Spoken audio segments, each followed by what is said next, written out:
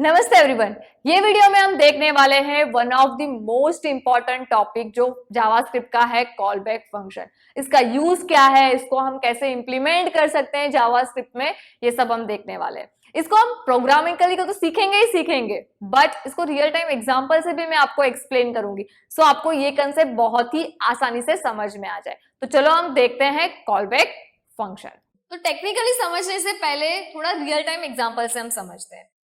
तो आपने अमेज़न या फ्लिपकार्ट पर से कभी ना कभी तो शॉपिंग की होगी, तो उसमें क्या होता है, आप पहले ऑर्डर प्लेस करते हो, फिर बैकग्राउंड में आपका ऑर्डर प्रिपेयर होता है, फिर आपको डिस्पैच का मैसेज आता है, फिर आपको डिलीवरी का मैसेज आता है, राइट। अगर ऐसा हुआ कि जब भी आपने ऑर्डर प्लेस किया तभी आपको तुरंत मैसेज आ जाता है कि योर ऑर्डर इज डिलीवर्ड, और आपके हाथ में आपका ऑर्डर नहीं आता है, बट आपको मैसेज मिल जाता है कि योर ऑर्डर इज डिलीवर्ड, तो ये तो गलत हो गया ना, क्योंकि आपकी पहली जो प्रिपरेशन थी वो स्टेज भी रह गया, डिस्पैच का स्टेज भी रह गया, और डायरेक्टली मैसेज आ गया डिलीवर्ड। तो इसी को ऐसा ही ना हो, इसको अवॉइड करने के लिए ही हम यूज करते हैं कॉल बैक फंक्शन का। अब कॉल बैक फंक्शन क्या करता है, जब तक फर्स्ट फंक्शन का एग्जीक्यूशन कंप्लीट नहीं होता है, दैट मीन्स ऑर्डर प्लेस का एग्जीक्यूशन कंप्लीट होगा, उसके बाद ही ऑर्डर प्रिपेयर का एग्जीक्यूशन स्टार्ट होगा। जैसे ही ऑर्डर प्रिपेयर का एग्जीक्यूशन कंप्लीट होगा, उसके बाद ही ऑर्डर डिस्पैच का एग्जीक्यूशन स्टार्ट होगा। एक और एग्जांपल आपको देती हूँ कि सपोज आपने कोई फाइल डाउनलोड के लिए रख रहे हो, राइट। तो वहां पे आपने एक बटन पे क्लिक किया, डाउनलोड। जैसे ही आपने डाउनलोड पे क्लिक किया और आपको मैसेज शो हो गया कि योर फाइल इज डाउनलोडेड, जबकि ऑलरेडी डाउनलोडिंग की प्रोसेस तो चालू ही है। सेम इसको ही ओवरकम करने के लिए हम यूज करेंगे कॉल बैक फंक्शन का, कि जब तक आपकी फाइल डाउनलोडिंग स्टेज खत्म नहीं हो जाता, डाउनलोडिंग का फंक्शन खत्म नहीं हो जाता, प्रोसेस खत्म नहीं हो जाती, तब तक वो फाइल इज डाउनलोडेड डिस्प्ले नहीं होगा, तब तक वो कॉल भी नहीं होगा और उसका वर्क भी स्टार्ट नहीं होगा। इसको ही हम बोलेंगे कॉल बैक फंक्शन। होप आपको समझ में आ गया होगा कि कॉल बैक फंक्शन हमको कहाँ पे यूज करना है। तो ये बात हमने करी थोड़ी non technical and real time example की। ऐसे बहुत सारे एग्जांपल आपके सामने भी होंगे, आप सोच सकते हो उसके बारे में। अब हम बात करते हैं टेक्निकली। तो अब हम आ गए हैं हमारे VS कोड के अंदर। यहाँ पे मैंने ऑलरेडी एक जावास्क्रिप्ट की फाइल बना के रखी है, आप भी बना देना और उसको HTML में ऐड भी कर देना, ओके। अब हम यहाँ पे थोड़ा प्रोग्रामिकली समझते हैं कि कॉल बैक फंक्शन क्या है और उसको हम कैसे यूज कर सकते हैं प्रोग्राम के अंदर। तो सपोज यहाँ पे मैं एक सिंपल फंक्शन बनाती हूँ, फंक्शन टास्क 1, राइट। अभी यहाँ पे हम लिख देते हैं कंसोल डॉट लॉग, और यहाँ पे मैं लिख दूंगी टास्क 1, ओके। अभी सेम ऐसा ही फंक्शन एक और बनाती हूँ जिसको हम बोलेंगे टास्क 2, यहाँ पे हम लिख देते हैं टास्क 2। अब इसको हम कॉल करते हैं, तो यहाँ पे टास्क 1 को कॉल करने के लिए टास्क 1 लिख देंगे, टास्क 2 को कॉल करने के लिए टास्क 2 लिख देंगे। तो यहाँ पे आप देख सकते हो हमारा आउटपुट भी आ गया task 1 and task 2। But what if यहाँ पे मैं लिखती हूँ सेट टाइम आउट, ओके। हम यूज करते हैं सेट टाइम आउट, और यहाँ पे आ जाएगा हमारा टास्क 1 एंड मिलीसेकेंड में, ओके। अब हम रन करते हैं, तो यहाँ पे आप देखो पहले टास्क 2 रन हुआ, फिर टास्क 1 हुआ, बट एक्चुअल में तो ऐसा नहीं होना चाहिए ना। पहले क्या होना चाहिए, हमारा टास्क 1 ही रन होना चाहिए, फिर ही 2 होना चाहिए, राइट। बट यहाँ पे मैंने डिले दे दिया, तो क्या हुआ, जैसे ही जावास्क्रिप्ट टॉप टू बॉटम जाता है, जाता जाएगा और एग्जीक्यूट करता जाएगा, और ये जो टास्क 1 है ना, वो बैकग्राउंड में अपना एग्जीक्यूशन कंप्लीट करेगा। जैसे उसका एग्जीक्यूशन कंप्लीट हो जाएगा, यहाँ पे आपका आउटपुट डिस्प्ले हो गया। अब आपको ऐसा नहीं करना है, राइट। ये तो गलत बात हो गई, क्योंकि टास्क 1 तो कंप्लीट नहीं हुआ था और टास्क 2 का आ गया मैसेज हमको। तो इसको ही ओवरकम करने के लिए हम यूज करेंगे कॉल बैक फंक्शन। तो इसको मैं कमेंट कर देती हूँ और हम नए सिरे से कोड लिखते हैं, सो आपको भी पूरा समझ में आए। तो यहाँ पे हम फंक्शन बना दिया, सेम टास्क 1 था, टास्क 1 ही फंक्शन हमने बनाया है। आपने इसके अंदर जो लिखना है कंसोल वाला, वो भी हम लिखेंगे। तो उससे पहले हम लिखेंगे यहाँ पे सेट टाइम आउट, ओके। अभी हम यहाँ पे लिखेंगे फंक्शन, और यहाँ पे हम लिख देंगे console dot log and task 1, okay.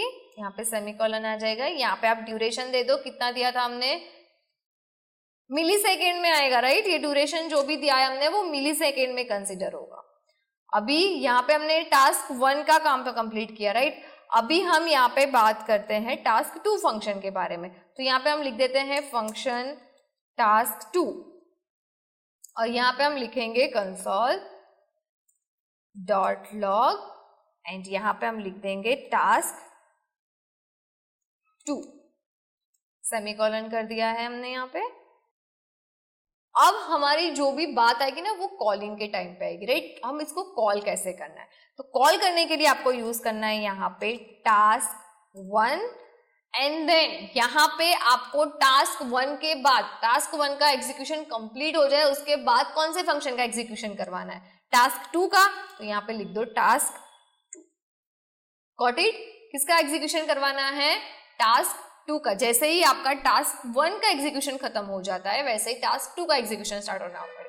तो यहाँ पे आपको वो फंक्शन का नेम ले लेना है। तो यहाँ पे एक और पॉइंट आपको याद कर रखना है कि कॉल बैक में आप फंक्शन को ही एज अ फंक्शन आर्ग्यूमेंट दे सकते हो। देखो ये फंक्शन का नाम ही है और ये भी फंक्शन है, उसमें हमने एज अ फंक्शन आर्ग्यूमेंट हमने पास कर दिया। तो एज अ फंक्शन में ही आप फंक्शन आर्ग्यूमेंट पास कर सकते हो। अभी यहाँ पे हम लिखेंगे कॉल बैक, कॉल बैक लिखेंगे, राइट।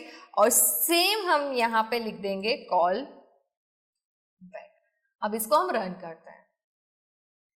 तो देखो 2 सेकेंड के बाद टास्क 1 एंड देन टास्क 2 आ गया, गॉट इट। देखो वही सीक्वेंस में आया है, भले ही जितना टाइम लगाएगा वो। अभी आपको माइंड में ये क्वेश्चन भी आ सकता है कि मैम क्या कॉल बैक लिखा है तो हमको कंपलसरी कॉल बैक ही लिखना है? नहीं, आप यहाँ पे कोई भी नाम ले सकते हो। सपोज मैं कॉल बैक की जगह पे शीतल कर देती, तो यहाँ पे भी आपको कॉल बैक की जगह पे क्या लिखना पड़ेगा, शीतल।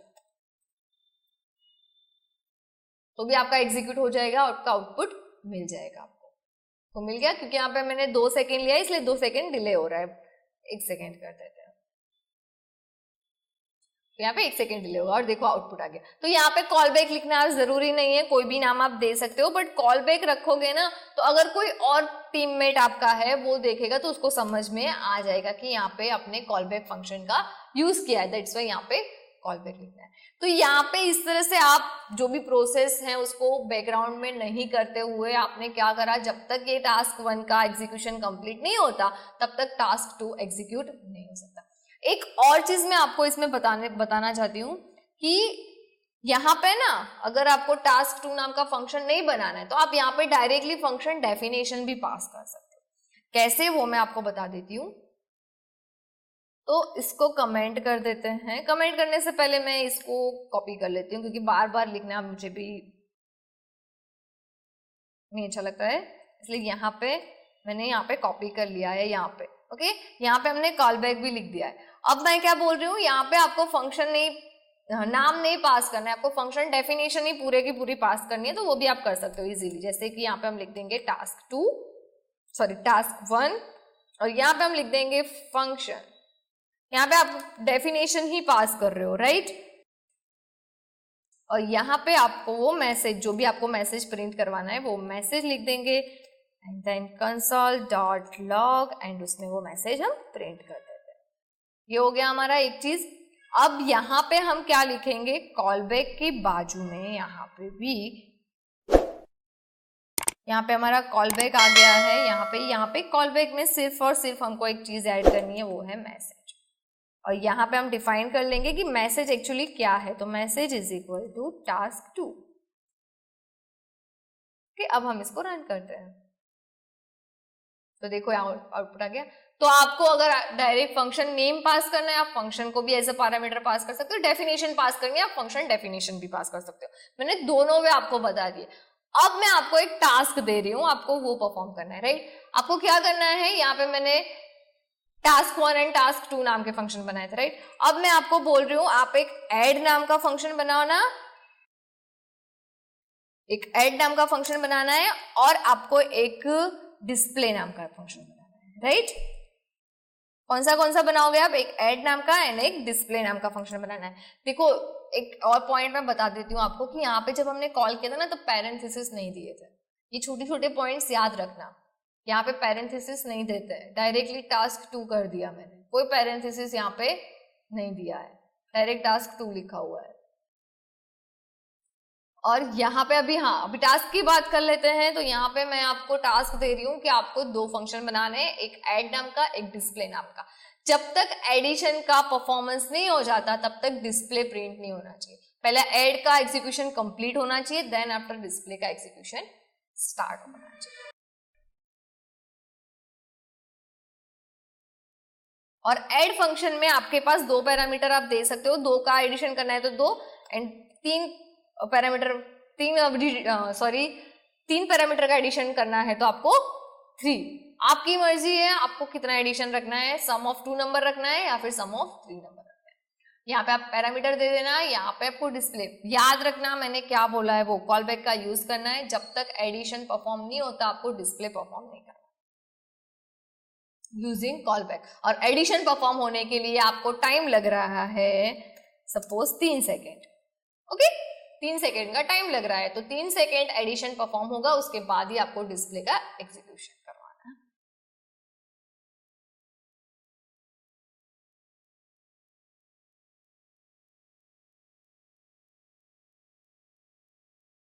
तो लास्ट में मैं आपको कॉल बैक के 2 इंपॉर्टेंट जो पॉइंट्स है ना वो बता देती हूँ, वो याद रख लेना है कॉल बैक में। जो पहला पॉइंट है वो ये है कि कॉल बैक फंक्शन कब एग्जीक्यूट होगा, जब जो भी फंक्शन का एग्जीक्यूशन कंप्लीट हो जाएगा, अनदर फंक्शन का एग्जीक्यूशन कंप्लीट हो जाएगा, उसके बाद एग्जीक्यूट स्टार्ट होगा। And second, callback function को आप as a function argument pass कर सकते हैं। Thank you for watching this video. See you guys in the next video.